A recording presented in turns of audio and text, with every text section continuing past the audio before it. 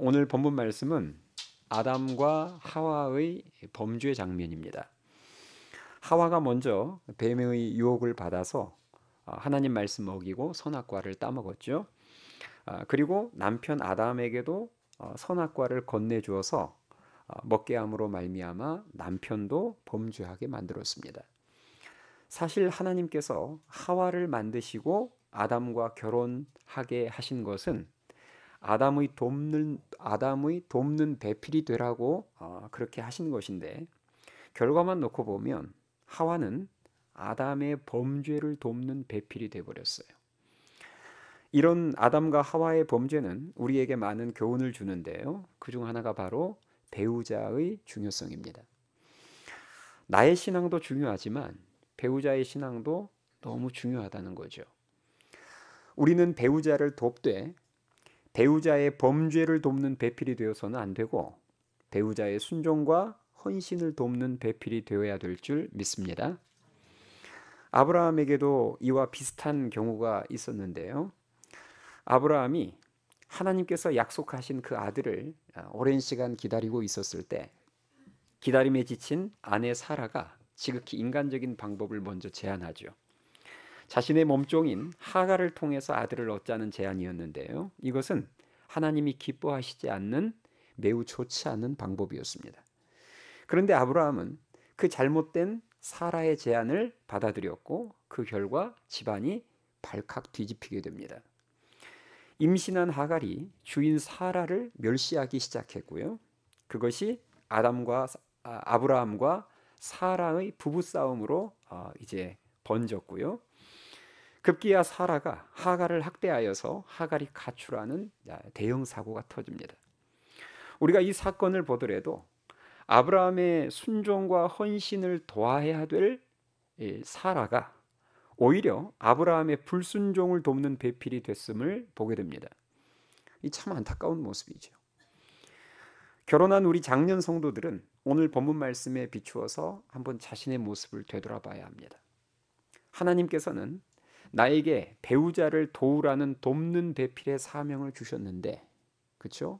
결혼하신 분들에게는 다 배우자를 영적으로 잘 도우라는 돕는 배필의 사명을 하나님이 다 주셨는데, 내가 배우자의 순종과 헌신을 돕는 선한 배필로 살아갈 때가 더 많은지, 아니면 배우자를 하나님과 더 멀어지게 만들고 사명과 더 멀어지게 만들고 하나님께 범죄하는 것을 돕는 악한 배필로 살아갈 때가 더 많은지 반드시 되돌아보셔야 합니다.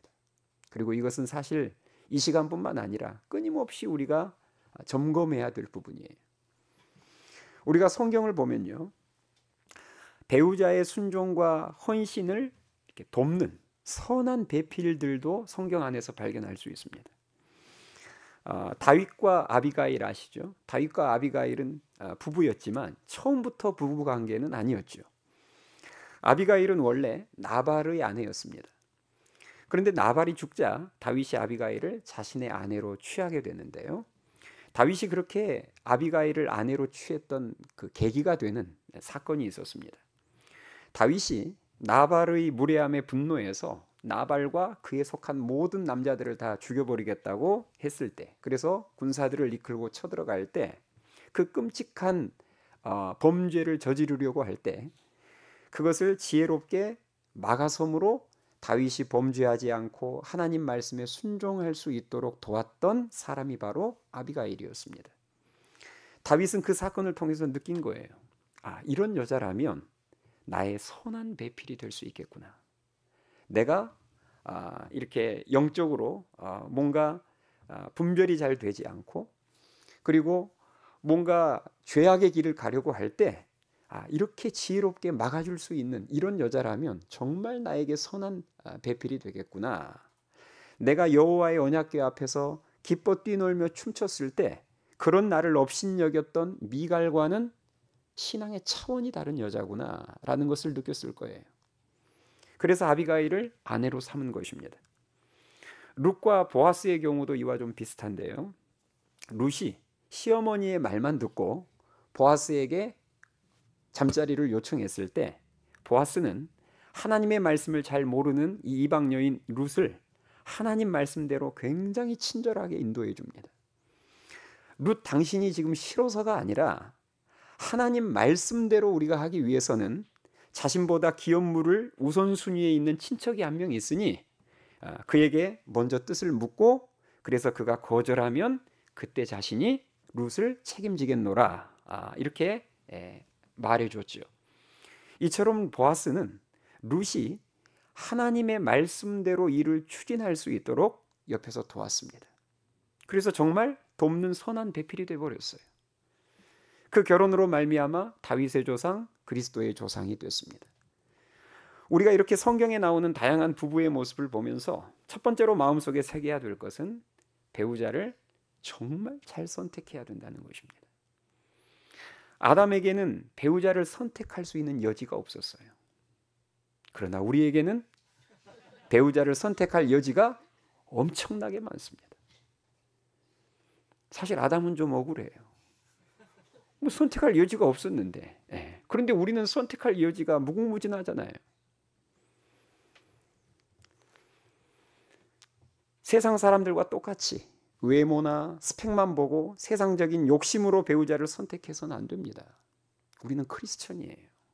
그러면 세상 사람들과는 배우자를 보고 고르는 기준 달라야죠. 순간적인 감정에 치우쳐서 배우자 선택하면 안 됩니다. 내가 영적으로 잠이 들거나 눈이 멀어서 잘못된 길을 가려고 할 때, 여러분 믿음의 사람들도 한순간 영적으로 잠이 들거나 눈이 멀어서 잘못된 길을 가려고 할 때가 다 있었습니다. 아까 다윗도 있었잖아요. 그럴 때 아비가일처럼 나의 순종과 회개와 회복을 도와줄 수 있는 그런 믿음의 사람을 배우자로 만나야 됩니다. 또 내가 어떤 일을 추진하려고 할 때 보아스처럼 더 성경적인 방법으로 일을 추진하도록 도와줄 그런 믿음의 사람을 배우자로 만나야 되지 않겠습니까? 배우자의 신앙은 나의 신앙과 나의 삶에만 영향을 주는 게 아니에요. 자녀들의 삶과 신앙에도 큰 영향을 줍니다. 만일 배우자가 오늘 본문에 나오는 하와처럼 나의 범죄를 돕는 배필이라면 당연히 자녀의 범죄도 돕는 부모가 될 거예요. 맞죠? 배우자의 범죄를 돕는 배필이라면 그 사람은 틀림없이 자녀의 범죄도 돕는 부모가 될 겁니다. 배우자의 신앙 문제가 부부 사이의 문제만으로 끝나지 않는다는 거예요. 그래서 지혜로운 사람은 자녀들의 믿음까지 바라보면서 믿음의 배우자를 신중하게 선택합니다. 이 배우자를 내가 누구를 선택하느냐에 따라서 나의 미래만 바꿔지는 게 아니라 내 자녀들의 미래까지도 다 바뀌거든요. 우리 청년들이 정말 믿음 좋은 배우자를 만나는 그런 가장 좋은 방법이 뭘까요? 우리 청년들 이제 결국은 믿음 좋은 배우자를 만나야 되는데 어떻게 하면 믿음 좋은 배우자를 만날 수 있을까요? 먼저는 만남을 주관하시는 하나님께 기도로 구해야 되겠죠. 아멘 하십니까? 당연한 말입니다. 당연히 모든 만남을 주관하시는 하나님께 기도로 믿음 좋은 배우자와의 만남을 구해야죠. 그러나 기도만 해서는 안 되고요. 무엇보다도 자신의 믿음이 좋아지도록 신앙의 훈련을 철저하게 하셔야 합니다. 왜냐하면 사람은 대부분 비슷한 사람들끼리 만나게 되어 있기 때문입니다. 제가 그동안 목회를 해오면서요. 지금 뭐 20년이 넘게 목회를 하면서 느끼는 것은 뭐냐면 정말 아주 특별한 경우 뭐 소소한 2-3% 제외하고는 비슷한 사람끼리 만납니다. 비슷한 사람끼리. 믿음이 비슷한 사람끼리 만나게 돼 있어요. 사람은 어쩔 수 없습니다. 비슷한 사람끼리 끌려요. 그래서 여러분이 교회에서도 원망 불평 잘하는 성도 옆에 보면 누가 있을까요? 원망 불평 잘하는 성도 옆에 감사 찬송이 넘치는 성도는 없습니다. 틀림없어요. 사람은요, 자기하고 비슷한 꼴에 닮은 사람에게 끌리게 되어 있습니다. 그러니까 참 신기한 게 원망 불평 가득한 사람은 희한하게 원망 불평 가득한 사람하고만 어울려 다니고 함께 교제를 해요. 우리 생각에는 원망 불평이 가득한 사람은 감사 찬양이 넘치는 사람 만나서 뭔가 이렇게 좀 희석되고 이렇게 해서 좀 평준화되면 좋을 텐데 그렇지 않습니다. 그래서 여러분 부탁드려요. 청년들 특별히 여러분이 정말 믿음 좋은 배우자를 만나기를 원한다면 여러분의 믿음부터 좋아지셔야 합니다. 아멘 하십니까? 내 믿음은 좋아지지 않으면서 믿음 좋은 배우자를 만난다. 그런 경우는 거의 없습니다. 믿음이 좋지 않은 사람 눈에 믿음이 좋은 이성이 어떻게 보일까요? 다시요. 믿음이 좋지 않은 사람의 눈에 믿음이 좋은 이성이 어떻게 보일까요? 정말 매력적이고 멋있어 보일까요? 아니면 고지식하고 부담스럽게 보일까요? 느낌 안 오세요? 자, 예를 들어 드릴게요. 우리가 사도 바울을 생각할 때 우리는 사도 바울 그러면 신앙의 선배님, 훌륭한 선교사님으로 생각합니다. 그렇죠? 그러니까 훌륭해요. 멋져요. 그런데 만약에 사도 바울을 내 애인, 내 남편이 될 수도 있는 사람이라고 사도 바울을 10초만 생각해 보세요. 매력적이고 멋있어 보입니까? 부담스러워 보입니까? 사도 바울 어떠세요? 우리 청년들, 자매들, 사도 바울. 사도행전에 나온 선교사님으로 보면 그렇게 멋있지만 내 배우자가 될 사람으로 보면 달라질 거예요. 부담스러워 보일 확률이 훨씬 높습니다. 그래서 사람은요 끼리끼리 만납니다. 믿음이 좋은 사람의 가치는 믿음 좋은 사람이 알아보는 것이지 믿음이 좋지 않은 사람은 절대 그 가치를 알아볼 수 없습니다. 내가 믿음이 좋지 않으면 잘 들어보세요. 내가 믿음이 좋지 않으면 아무리 내 주위에 믿음 좋은 사람이 있어도 그리고 믿음 좋은 사람을 소개받아도 만남 성사되기 어렵습니다. 왜요? 제가 방금 말씀드렸잖아요. 사람은 비슷한 수준의 사람끼리 만난다고요. 그러니 내가 믿음이 좋지 않으면 내 주위에 믿음 좋은 사람들이 믿음 좋은 이성들이 많이 있어도 만남 성사되기 어렵습니다. 그리고 무엇보다도 그 믿음 좋은 사람이 나를 거부할 확률이 더 높습니다. 그 사람이 여러분들을 싫어할 거예요. 적어도 내 수준 정도의 믿음은 돼야 되는데 그 사람이 아마 여러분들을 먼저 거부할 거예요. 그러므로 우리 청년들 잘 들으세요. 여러분이 정말 믿음 좋은 배필을 만나기를 원하신다면 청년의 때 신앙의 훈련을 통해서 여러분 믿음이 먼저 좋아지셔야 합니다. 여러분의 믿음이 좋아진 만큼 그 정도 수준의 사람이 눈에 들어올 거예요. 틀림없습니다. 여러분 믿음의 수준이 좋아진 만큼 딱 그 수준의 사람들이 눈에 들어오기 시작할 거예요. 그래서 만남이 성사되는 겁니다. 바라기는 배우자의 믿음이 내 삶에도 중요하지만 내 자녀들의 삶과 신앙에도 중요함을 깨달아서 그 복된 만남을 위해서 기도는 물론이고 자신의 믿음부터 개혁하고 성장하는 우리 청년들이 될 수 있기를 주님의 이름으로 축원합니다. 오늘 본문 말씀이 이제 이미 결혼한 기혼자들에게 주는 교훈은 청년들에게 아직 결혼을 안 한 청년들에게 주는 교훈은 정말 믿음의 배우자를 잘 만나야 되겠다 이런 것이라면 이미 결혼한 기혼자에게 주는 교훈은 배우자의 말을 가려 들을 수 있는 영적 분별력과 배우자의 생각이 잘못된 생각일 때는 단호하게 거절하고 막을 수 있는 믿음이 있어야 된다는 것입니다.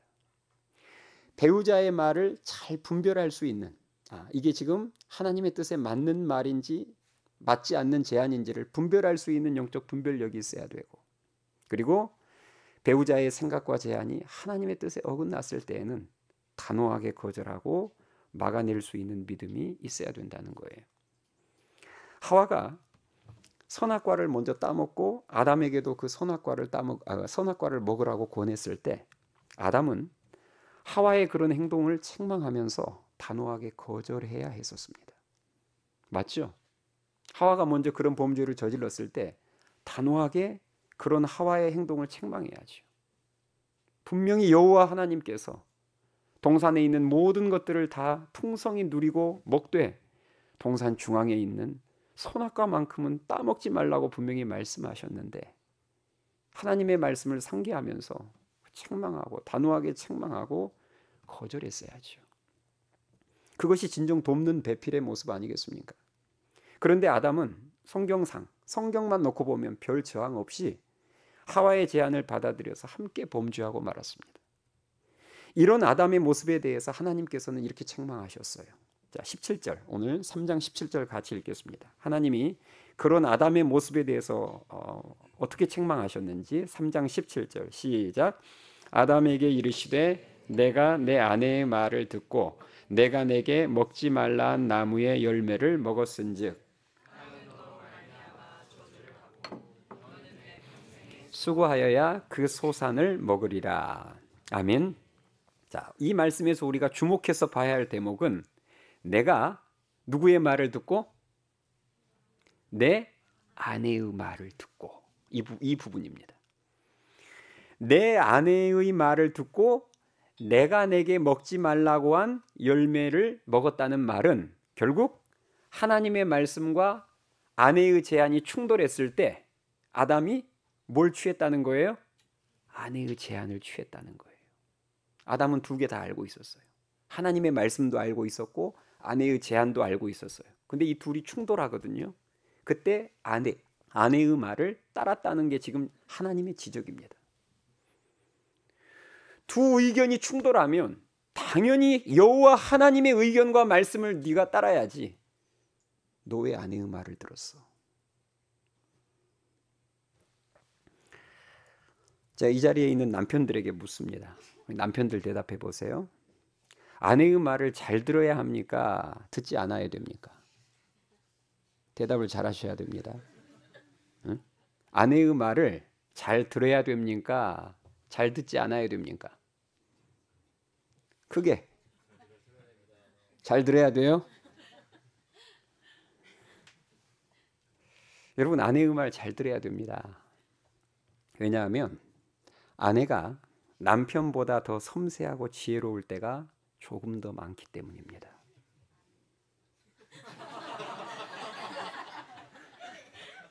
아내가 남편들보다 섬세하고 지혜로울 때가 조금 더 많아요. 그러나 아내의 말도 남편의 말도 정답이 아닐 때가 많다는 것을 우리들은 항상 알고 있어야 합니다. 아내의 말도 남편의 말도 정답이 아닐 때가 상당히 많다는 것을 우리들이 알고 있어야 돼요. 내 배우자가 믿음이 없거나 영적으로 잠들어 있거나 하와처럼 탐심에 사로잡히면 얼마든지 하나님의 뜻에 반하는 잘못된 제안을 할 수 있음을 우리들은 알고 있어야 돼요. 내 배우자가 영적 상태가 좋을 때는 아비가일이나 보아스의 역할을 할 수도 있지만 영적 상태가 좋지 않을 때는 하와나 사라의 역할을 할 수도 있다는 사실을 알고 우리는 배우자의 말과 제안도 항상 분별해야 됩니다. 여러분, 이게 중요해요. 이런 자세를 가지고 있다는 게. 내 배우자의 말을 내가 항상 분별해야 되겠구나. 내 배우자도 영적 상태에 따라 얼마든지 하루아침에 사라가 될 수도 있고 하와가 될 수도 있지만 또 영적 상태가 좋으면 아비가일이 될 수도 있거든요. 그래서 만약에 배우자가 선악과를 따먹는 제안을 해오면 단호하게 거절하고 하나님 말씀에 순종해야죠. 만일 배우자가 시간의 선악과인 주일 성수를 하지 못하게 하는 그런 달콤한 제안을 해온다면, 만일 배우자가 물질의 선악과인 11조를 하지 못하게 하는 그런 달콤한 제안을 해온다면, 만일 배우자가 하나님이 싫어하시는 세상적인 방법을 내게 제안한다면 바로 그때 그것을 단호하게 거절할 수 있는 믿음이 있어야 되고, 동시에 배우자의 잘못된 마음을 돌이킬 수 있는 아비가일에게 있었던 그 지혜도 있어야 될 줄 믿습니다. 맞죠? 단호하게 거절할 수 있는 믿음과 그리고 배우자를 지혜롭게 잘 설득할 수 있는 그 지혜가 같이 있어야 됩니다. 우리는 이런 믿음과 지혜를 늘 하나님께 구해야 될 줄 믿습니다. 그래야 선악과를 따먹지 않고 가정을 마귀의 유혹과 공격으로부터 지켜낼 수 있습니다. 배우자의 순종과 헌신을 돕는 선한 배필이 될 수 있어요. 일제강점기 때 신사참배를 거부하다가 순교하신 주기철 목사님 여러분 잘 아시죠? 주 목사님이 그 모진 고문과 일제의 끊임없는 회유에도 끝까지 타협하거나 굴하지 않고 순교의 길을 갈 수 있었던 이유 중에 하나가 바로 오종모 사모님의 그런 신앙의 조언 때문이었습니다. 우리에게 주기철 목사님의 사모님으로 잘 알려진 분이 오종모 사모님이시거든요. 그런데 사실 이 오종모 사모님은 주기철 목사님의 두 번째 아내가 되시는 분이십니다. 주기철 목사님의 첫 번째 사모님은 세 자녀를 남겨둔 채 일찍 소천하셨고요. 그 후로 이 오종모 사모님이 세 자녀가 있는 주기철 목사님의 두 번째 아내가 되신 거예요. 그런데 주기철 목사님이 신사참배를 거부하자 이제 그때부터 핍박이 오기 시작하면서 감옥에 갇히게 됐습니다. 그렇게 감옥살이를 하시다가 어느 날 가석방이 되어서 집으로 돌아오셨는데요. 집으로 돌아오신 그 남편의 모습을 본 이 오종모 사모님이 가석방돼서 집에 지금 막 도착한 주기철 목사님에게 처음으로 했던 말, 어떤 말이었을 것 같습니까? 이렇게 말했답니다. 첫 번째 말이 주기철 목사님, 돌아오신 주기철 목사님을 향해서 내뱉었던 첫 번째 말, 승리하고 돌아오신 것입니까? 이렇게 물었다고 해요. 여러분 이 질문의 의미를 아시겠어요? 승리하고 돌아오신 것입니까? 지금 오종모 사모님이 왜 감옥에 갔던 남편이 돌아오자마자 남편을 보면서 이런 질문을 던졌을까요? 자기가 아무리 생각해도 지금 남편이 풀려날 타이밍이 아닌데 남편이 돌아온 거 보니까 혹시 내 남편이 신사참배를 이제 하겠다고 굴복하지 않았나 싶어서 그게 의심돼서 돌아온 남편을 향해서 첫 번째 질문이 승리하고 돌아오셨습니까? 이건 의심의 질문이었어요. 그러면서 두 번째로 주기철 목사님에게 하신 말씀이 다시 감옥에 갈 준비하세요. 이게 남편을 향해서 내뱉었던 두 번째 말이랍니다. 여보, 다시 감옥에 갈 준비하세요. 대단하지 않습니까? 보통 여자들 같으면 내가 낳은 자식도 아닌 자녀 셋을 맡겨놓고 혼자 감옥에 가버리면 보통 여자들 같으면 어떻게 반응했을까요? 대답해 보세요. 내가 낳은 자식도 아니에요. 남이 낳은 자식 셋을 나한테 맡겨놓고 3박 4일 수련회만 가도 속이 뒤집어지는데 나한테 자식 다 맡겨놓고 일주일만 단기 선교 가도 속이 뒤집어지는데 내 자식이어도. 근데 남의 자식을 맡겨놓고 긴 시간 감옥에 가면 보통 여러분 여자들 보통 마음 같으면 어떻겠어요? 다른 목사님들은 다 신사참배하면서 적당하게 지혜롭게 넘어가는데 왜 당신만 유독 그런 고집을 부려서 나 혼자 이 많은 자식 데리고 이 고생을 하게 만드는 겁니까? 이런 원망 불평 안 나오겠어요? 그러면서 오히려 남편에게 그냥 당신도 유독 고집 부리지 말고 다른 목사님들도 신사참배 우상숭배 아니라고 하잖아. 이거 그냥 문화의 하나고 그냥 황제에게 그냥 이렇게 예의를 갖추는 그 정도라고 하잖아. 오히려 신사참배 권면하지 않았겠어요? 오종모 사모님은 진짜 돕는 배필이었습니다. 주목사님이 하나님 말씀에 순종하도록 돕는 배필이었고 사명을 다하도록 돕는 배필이었습니다. 지극히 이기적인 투정과 불평하지 않았어요.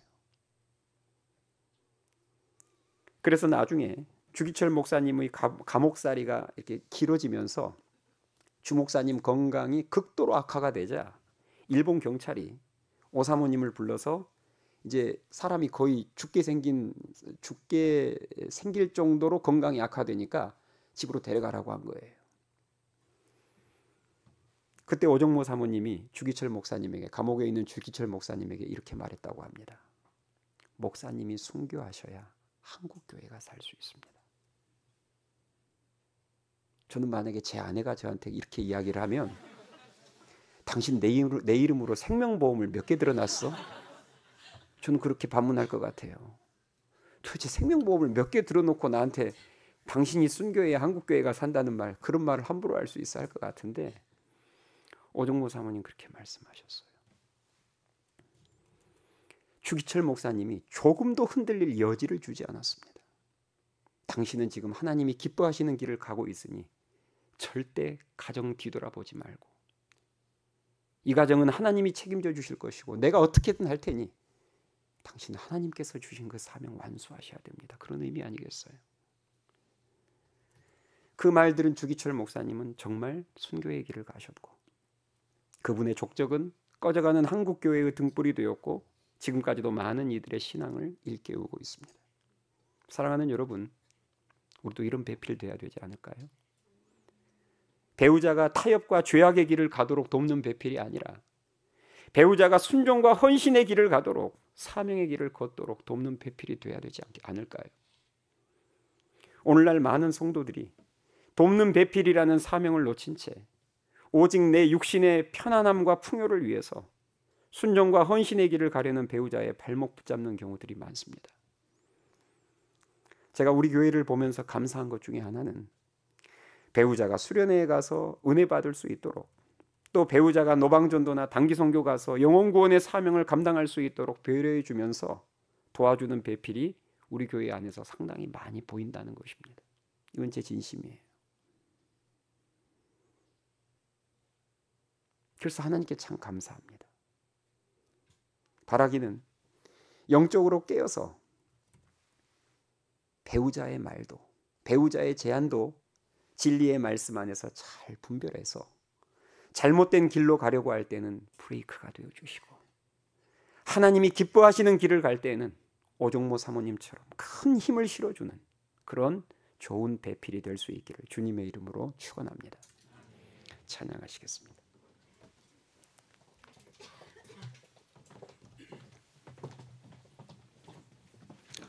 우리 오늘 주신 말씀을 생각하면서 우리 믿음의 가정이라는 찬양 한번 불러보겠습니다. 이 찬양도 아마 회중 찬양으로, 제가 말씀의 찬양으로 거의 부르지 않았던 찬양 같은데요. 배우는 마음으로 한번 우리 불러봅시다.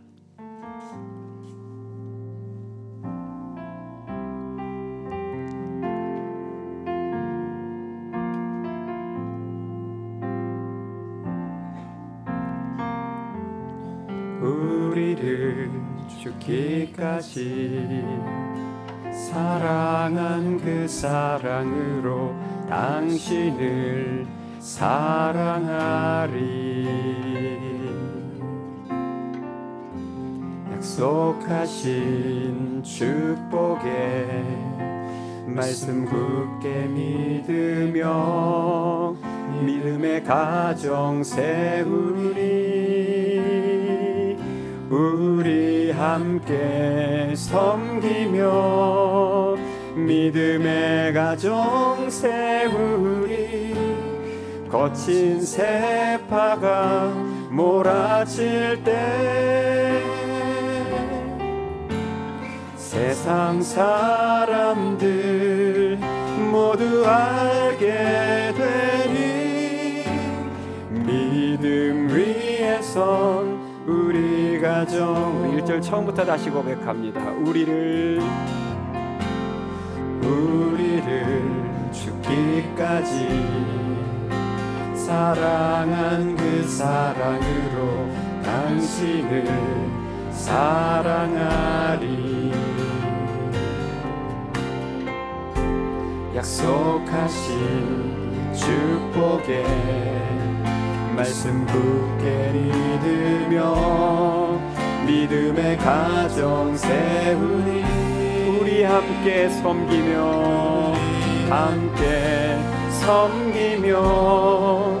믿음의 가정 세우리. 거친 세파가 몰아칠 때 세상 사람들 모두 알게 되리. 믿음 위에선 우리 가정, 2절 고백합니다. 우리의 가정을 생명으로 충만하리. 은혜와 사랑으로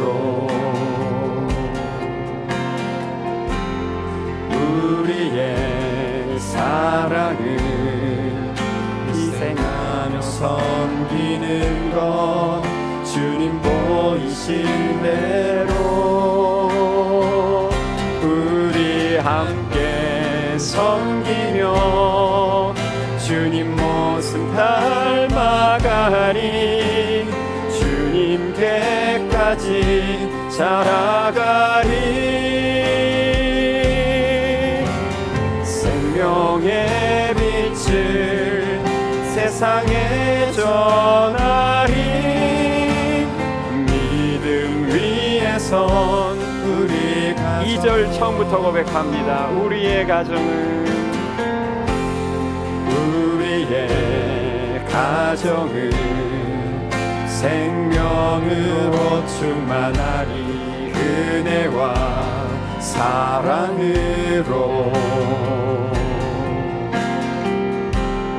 우리의 사랑은 희생하며 섬기는 것. 주님 보이신 대로 우리 함께 섬기며 주님 모습 닮아가리. 주님께까지 자라가리. 생명의 빛을 세상에 전하리. 믿음 위에 선 우리 가정. 우리 함께 섬기며 함께 믿음의 가정 세우리. 믿음의 가정 세우리. 거친 세파가 몰아칠 때 세상 사람들 모두 알게 되니. 믿음 위에 선 우리 가정. 우리 함께 섬기며 주님 모습 닮아가리. 주님께까지 자라가리. 생명의 빛을 세상에 전하리. 믿음 위에 선 우리 함께 섬기며 우리 함께 섬기며 믿음의 가정 세우리. 거친 세파가 몰아칠 때 세상 사람들 모두 알게 되리.